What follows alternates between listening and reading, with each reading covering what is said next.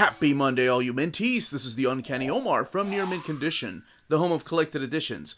And today I'm going to be doing an overview of the Brightest Day Omnibus. This is the 2022 edition. I'll be comparing it to the original printing, see if there's any differences. So, join me.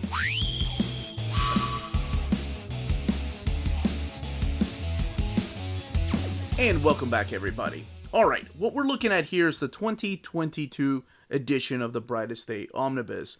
Now, to the left is the original printing. So, the big difference, of course, being the new DC logo being used instead of the old DC. To do with the binding. It seems like this is thicker. Now, I am going to talk about the binding because we all know anybody that had this, the first printing, is notorious for having horrible binding. Brightest Day Omnibus, right there, it's a little bolder here. It stands out a lot more than it does here, which makes sense, right? If we're talking about white lanterns. The DC logos down there, and now we have the backs of the books. It's a little darker over here, but the colors are a little more vibrant over here on the new printing. The other big difference is the price. The original printing was $75. The new printing is $100. The exact same page count, the exact same extras.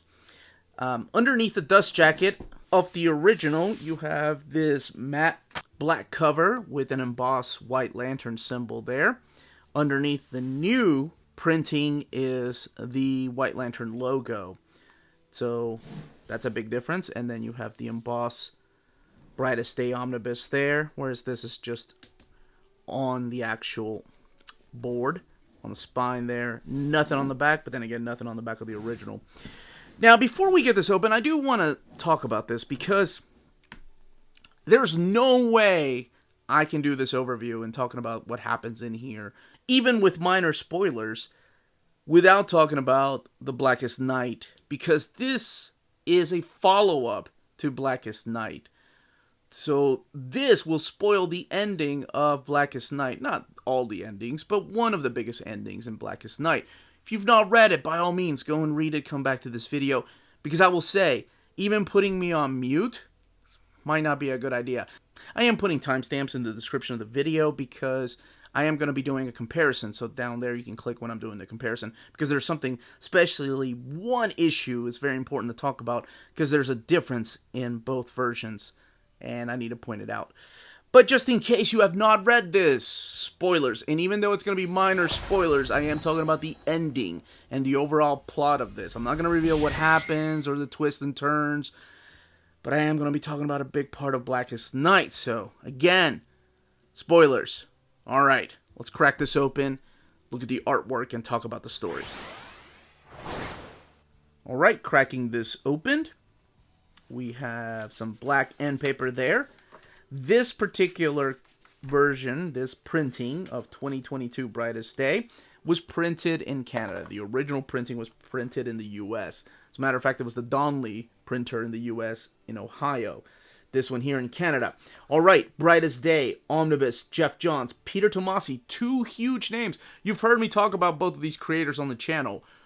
What could possibly go wrong? Scott Clark, rest in peace. I've always been a fan of his ever since Stormwatch. Fernando Pasarin, Ivan Reyes, Patrick Gleason, Joe Prado, and Ardian Saif supplying most of the artwork in here. But then you have some fill-in art, or people just coming in and doing a couple of pages, or a flashback like Mark Bagley and Ed Benes and Andy Kubert supplying some of the pencils in here that are just fill-in pencils. But those artists that I named are the big six artists throughout the entire series. And honestly, their art styles are a little bit different. Their art styles don't all look the same, but the colors make it flow together. Alright, so what is it that I couldn't talk about without giving the spoiler tag? Well, I'm talking about the return of some characters. At the end of Blackest Night, we have some characters come back to life. Because as we all know, Necron in the Blackest Night story arc took the Black Lantern and spread some rings across the universe, bringing back dead characters. So there were some dead characters, zombified versions of themselves, that came back as Black Lanterns. Now, I'm not going to spoil exactly how everything is resolved at the end of that, but by the end of that, we have 12 characters actually come back. This white glow, this white entity, if you will. brings back characters that were previously Black Lanterns that had died. So you have the return of Hawkman and Hawkgirl, Deadman, Martian Manhunter, Aquaman, Firestorm, Professor Zoom back there, or Reverse Flash rather, Captain Boomerang, Jade, the Green Lantern, no, these two were always back. Osiris, Hawk, Maxwell Lord, I think that's it, and Firestorm. These two play a minor role in this. That's what makes this story in this collection so confusing. So it is basically the story of Deadman here. And as you could probably tell, it's all light, right? Usually when somebody's visiting a graveyard, it's all rainy and it's all moody. But here it's the brightest day. And he's visiting Boston Brand. Who is Boston Brand? No other than Deadman. And Deadman is a character that came back, like I said, at the end of Blackest Night. So he is back, and for some reason, he's able to have this power of restoring life. He finds a dead little bird, and Boston Brand of Earth, help me. We don't know what that is yet, and he brings this little bird back to life. Now, I'm mainly going to be talking about the characters of Firestorm, Deadman, Aquaman, Hawkman, and Hawkgirl, and a couple of others, but mainly Jade is over in Green Lantern, Osiris is doing his own thing, Maxwell Lord is with the Justice League by Judd Winnick, but mainly the main players here are Martian Manhunter, Deadman, the two Hawk people, and yeah, I guess Hawk comes in here a little bit, but each of these characters, each of these 12 characters has a mission, and we're not going to go into details as to what this mission is going to be for each of them, but it's to help out the White Lantern, the personification. You know how the Yellow Lanterns, we have the Parallax, or Ion is the personification of the Green Lanterns. Well, there is a personification of the White Lanterns, and by reading this, you can find out who that is. So we have some returning villains, we have some returning characters. This is a pretty cool visit right here. Flash visiting Captain Boomerang, asking why he got to come back. Hawkman and Hawkgirl are thrown into their own storyline. Everybody is kind of doing their own story, and that all of it is going to come together at the end of this. So this does collect issues 0 through 26, or I'm sorry, 24 of Brightest Day. So follow up, and it's not like Blackest Night though, because it's not an event that crossed over in the pages of Green Lantern. Like there was a Green Lantern Brightest Day, and there was a Flash Brightest Day, but they were doing their own thing. This was more like the 52 series, or Countdown, where these characters are playing an important part into something big that's going on with the entire DC universe. And what exactly that is, well, it's revealed at the very end. And there are some people that were upset, and some people that were happy with what happened at the very end of this. So each of these key players are having to do their own thing. It's sometimes as ridiculous as Captain Boomerang throwing a boomerang, but it all comes to play at the end. So Aquaman is back with Mira, he's reunited with his folks, and he seems to have the power to bring out the zombie versions of sea life, kind of like when he was a Black Lantern. So he's wondering, what the hell is going on? I thought I wasn't a Black Lantern anymore. Firestorm is dealing, this is Jason, and here, let's get over here, where both of them are. Now we have Jason and Ronnie, or both of the characters that made up Firestorm before Blackest Night. And now they're kind of arguing about what happened to the death of Jason's girlfriend. And then both of them end up becoming the new Firestorm. So it's Ronnie Raymond and Jason Rusk together. And of course there you have Professor Stein trying to help them out. But they play a huge role in this, because they keep hearing this voice inside of them. They both hear it, and they don't know exactly what it is. Well, that voice is about to play a huge card of their own. So then you get to find out exactly what's happening through these pages. You get to find out what each of their roles is going to be. And I'm just showing off this artwork. Man, the Martian Manhunter story, it is dark. It's all about this character named the K, who is also a Martian. It's one of the last living green Martians, and it's got nothing to do with Megan. But it's all about him and restoring life on Mars, and then having to choose between Earth or Mars, and where he wants to live. And if you've read this and you're confused, that goes back to what I said about this being less of an event and more of a just an imprint on DC Books. It is the Brightest Day imprint. Because you feel like you are missing a lot of the story because it just goes so fast that by the end of it, it kind of wraps up pretty quick just to get to the Flashpoint era, which wipes away all this stuff anyway. This one's really dark too. So you have the characters of Hawkman and Hawkgirl travel to Hawk World, and that's pretty much where they got their powers. And there's all kinds of twists and betrayals as to who is behind everything. But the way that this gate is open, this is dark. It's taking the skeletons of their past lives because, as some of you know, Hawkman and Hawkgirls are reincarnations of these Egyptian folks. And the bones make a portal. All their bones together make a portal to this particular world. By the way, shout out, Peru was in that story. That's right, Viva Peru, carajo. We have the return of Black Manta. We have a new villain for Aquaman, Siren. And then we have this character named Jackson. Now, Aquaman's role, I will say, his role is to protect Jackson. That's what the White Lantern wants him to do. Or the White Entity wants him to protect Jackson for some reason. This is the story arc right here with the Martian Manhunter. So without going into any more spoilers for this story, because there are a lot more things that happen here, and you can find out for yourself how all this gets resolved, who gets to stay alive, who ends up sacrificing themselves, and what the purpose of this was. Well, the purpose you'll see in the final 2 issues.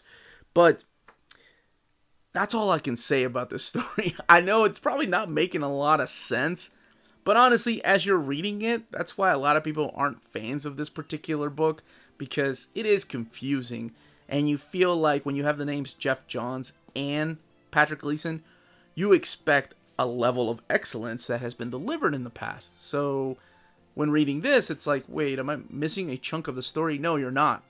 This is pretty much it.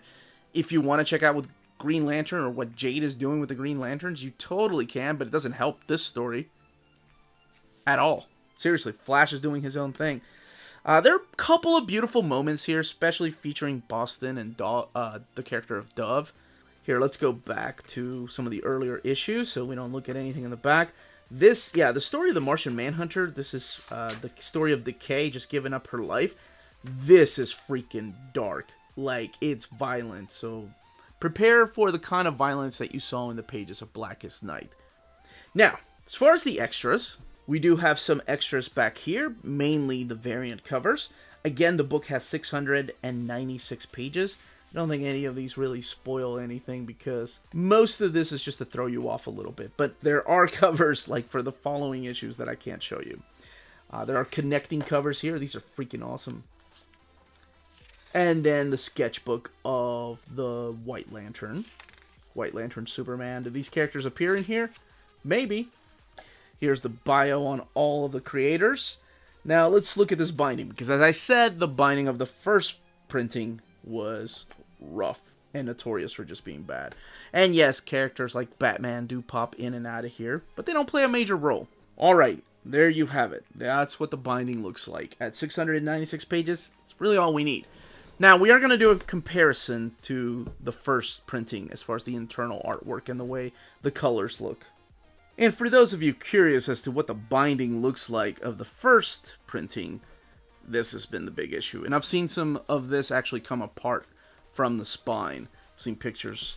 But for those of you that have had it sealed, or for those of you curious about why people complained about the first printing, that was mainly the issue. Now, as far as the differences here in the colors, colors are a little darker over here. Seem to be a little lighter in the newer printing. And again, just showcasing the differences. The paper stock of the original one seems to be a little bit thicker. This one, actually, the new printing seems a little slicker too than what they used for the original printing. Again, printed in America compared to printed in Canada. But colors, like I said, seem a little bit darker than they do in the new printing. Now, there is a big difference in one particular issue, and it's the only one that I found when I was rereading this. So, in issue number 6, this issue here, other than the lighter colors on the cover, there's really no difference. But when you get inside of the book, the scans on the newer printing seem really rough. And it's comparable to, like, this is what Curtis and I were talking about if you watched the Marvel show that we did on last Thursday. But it seems like they just scanned this in and kind of let it go. It's not that big of a deal in the original printing. Like, you can see how smooth it is. In the newer printing, it almost feels a little bit pixelated, a little muddled. Let me give you a better example. Like, the colors on John right there compared to the colors of the original printing. Seriously, most people aren't even going to notice this, but I feel like it's important to mention it. So it looks smoother. It has a smoother finish to it. Whereas this looks a little bit more muddled. Looks a little pixelated, I think would be the best way to describe it. You can tell here, even with her face, with Holly's face right there, compared to this one, it's a little clearer, even though we're looking at a zombie. Whereas here, it's, like I said, muddled. I'll show a couple of more examples. So right here in the original printing, it's clear and crisp. You can tell exactly what... Right here in the original printing, it's clear and crisp. Whereas in this printing, the new printing, it's a little bit blurry, I guess is the best way to describe it. And it's only this issue that I found. I didn't see any other problems, but it did stand out to me because I didn't remember it having that issue in the first printing. So here's the problem, or rather the decisions. Do you go and find a copy of the bad binding just to get the more clearer picture of one issue? Or do you stick to the new printing? It's easier to find, and it does its job. It's just a little bit blurry and muddled. Not that big of a deal. You see this in Marvel Omnis. You see it in Marvel Epics. You see it in DC trade paperbacks. You see it in Image comics, especially if they're from the 90s. So, I did want to point that out, though. As far as the spread pages, the way they look here, just a little bit of a gutter loss because of that curve right there. But I can't compare it to the original printing because the original printing has horrible binding. Now, that's it. That, as they say, is that. Why the hell didn't I start this episode with In Brightest Day and Blackest... Total missed opportunity. If you're interested in purchasing this book, don't forget to check out our sponsor, cheapgraphicnovels.com, your online home for graphic novels and collected editions up to 50% off cover price. They have excellent shipping and prompt and helpful service. Check out their bargain deals for up to 90% off cover price. And don't forget that CGN also takes pre-orders. That way you don't miss out on the hottest releases. And they are currently running a special promotion for you Minties. If you're a first-time customer, after receiving your order confirmation email, reply back to that email and let them know Near Mint Condition sent you their way. They will then apply a free shipping promotional credit to your next order in the US. Cheap Graphic Novels, your source for the hottest books with the kind of deep discount, quality shipping, and customer service that will keep you coming back for more. And that was the content, the page count, and build of this omnibus. And of course, the comparison to the original printing. Let me know in the comments down below if you are picking this up, if you're passing up on it because you have the oversized hardcovers or you have the trade paperbacks, if you've read it, and if you have read it, what you thought of this particular series. Let me know all those comments down below. If you have any questions, leave them down below as well. This was the Uncanny Omar. Thank you all so much for watching. Smash that like button, subscribe, ring that bell for notifications. Check out our Patreon and Spreadshop. Amazing ways to support the channel. In the description of the video is where you will find the links. Everyone stay healthy and safe out there. Much love.